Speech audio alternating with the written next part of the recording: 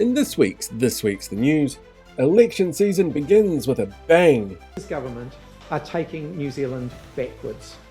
The Emperor's new here? Those that don't learn from history are unsure how the quote ends for some reason. And spooky season costume ideas to scare your coalition-loving friends. All that and more in this week's The News. Hello there, kia ora, welcome to this week's The News. I'm Paul, and for Halloween I'm dressing up as a real newsreader. The Labour Party has launched headfirst into the upcoming general election this week with the launch of a capital gains tax policy, which has shaken its opponents despite being widely rumoured for months. The Monday announcement was brought forward after an apparent leak to Radio New Zealand in what is known as a narrow tax that excludes family homes, personal assets, KiwiSaver and inheritance, and has been generally well received, which has resulted in a tailspin on social media from the current Finance Minister, Nicola Willis, seen here explaining how cutting the government's contributions to KiwiSaver to help pay for her almost $3 billion landlord tax breaks wasn't bad for Kiwi workers. Willis has since argued that it's a slippery slope, that despite carve-outs it will impact businesses and KiwiSaver, and that Labour leader Chris Hipkins is a liar, in a flurry of social media posts reeking of desperation. Said a spokesperson for the Labour Party, "I thought the left was meant to be snowflakes who melted down at the slightest thing. Anyone would think that we were the ones who had the big property portfolios, mega landlords in our ranks, and were making hundreds of thousands in untaxed capital gains like the Prime Minister did," based on her reaction. Prime Minister Christopher Luxon, seen here dressing up as Mini-Me for Halloween, has finally had his first one-on-one meeting with US President Donald Trump. While the details of the meeting specifics are being kept quiet, the topic of tariffs was not apparently raised. But golf courses were.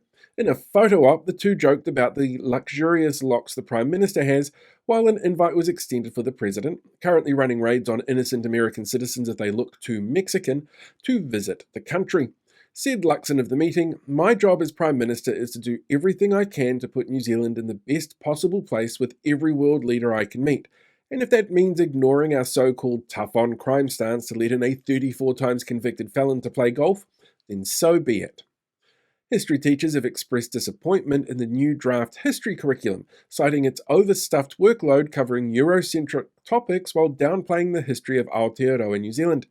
The NZ History Teachers Association have said it, along with other social science topics, contains more content than could be taught in a year. And while the party that has constantly argued against anything Māori unless it's their leader's whakapapa when it's convenient, act as praising the new curriculum, claiming that removing teaching of local histories that were shaped by colonial narratives and power imbalances was the rebalancing of the curriculum and less Marxist. Said Associate Education Minister David Seymour, seen here with someone from his party no longer allowed around children, "I'm proud to say these dismal, divisive and overly political big ideas are all gone." Going on to say, "We prefer to indoctrinate your kids with little ideas and not give them an understanding of procedures or context so they can't understand how the changes we make as politicians will really impact future communities." A stoush has broken out over a potential new charter school as Kelston Boys' School rejected calls from a third party to force the school to become one have been made public. The current charter school setup process and application does not require to come from a school specifically to change its status, which the group Bangers Education and Wellbeing Trust, whose website is pictured here, are currently in the process of applying to do. The charter school program, a pet project of David Seymour's, has already seen schools set up by John Key's business partner and a school set up by Jonathan Ayling, recently departed head of the Free Speech Union, that focuses on Western civilization values. Said Education Minister Erica Stanford, seen here showing that she's still with it by attempting the viral 6-7 craze. Why do so many of my headaches start with David Seymour? And his charter schools. They're his pet project. Why would you expect me as Education Minister to know anything about them? Fonterra is to move ahead with plans to sell its retail brands, including Anchor, Mainland, and Kapiti, as 88% of farmer shareholders have agreed to sell the brands to French dairy giant Lactalis for $4.2 billion.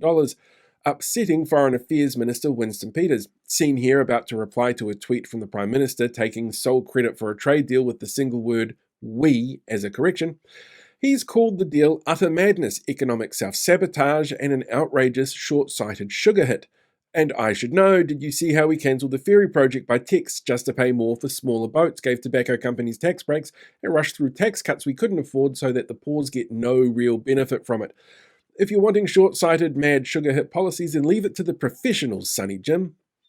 A United Nations-bound report this week warns of a worsening level of racial discrimination in Aotearoa, New Zealand, driven primarily by the coalition government and its anti-Māori policies. Written by the Aotearoa Centre for Indigenous Peoples in the Law, or Te Wai Ariki, the report will be presented in tandem with reports from the New Zealand Law Society and People's Action Plan Against Racism Aotearoa, coming up in November. The reports cite law changes which have a disproportionate impact on Māori outcomes, including the Marine and Coastal Area Act, the Electoral Act Amendment, local government representation laws, 3 strikes laws, the Pai Ora Amendment Act, and the Fast Track Approvals Bill. Said Māori Development Minister Tama Potaka, seen here being forced to listen to anti-Māori policies from his coalition partners, "Look, we all have to make sacrifices for the coalition, and the National Party agreed that our sacrifice was Indigenous rights enshrined in Te Tiriti." Police are lauding the success of Operation Black Onyx, an international investigation and crackdown on illegal firearms after 43 people were arrested and 96 illicit weapons seized from around the country. The National Illicit Firearms Working Group, made up of police from across Australia and New Zealand, carried out Operation Black Onyx between October 13 and 19, which saw 110 charges laid, 83 warrants executed, and 34 compliance visits take place. Said the Minister for Guns, Nicole McKee, seen here Googling how to make the US Constitution's Second Amendment apply to New Zealand, "I'm really glad to see the intelligence-led approach to this operation. And there's some really nice pieces they've found. I can't wait to give them a try myself."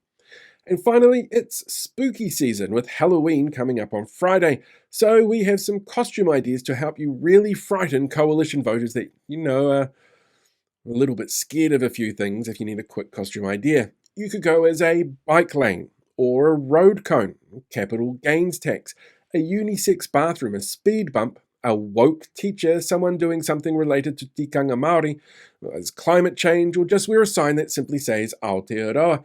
Other ideas could include the concept of pay equity or even being a member of your local union. These costume ideas are sure to scare a fair few people out there. And that's it for this week's news. Don't forget, you can vote for Paul the Other One at the New Zealand Podcast Award Listeners' Choice nominations. And thanks again for all the support this week.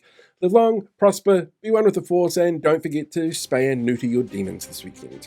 Oh hey, thanks for getting to the end of the video here on Facebook. While you're here, why not hit that subscribe button so you can be kept up to date with other things that I do. Scientists tell me it'll make you 27% smarter, so why wouldn't you?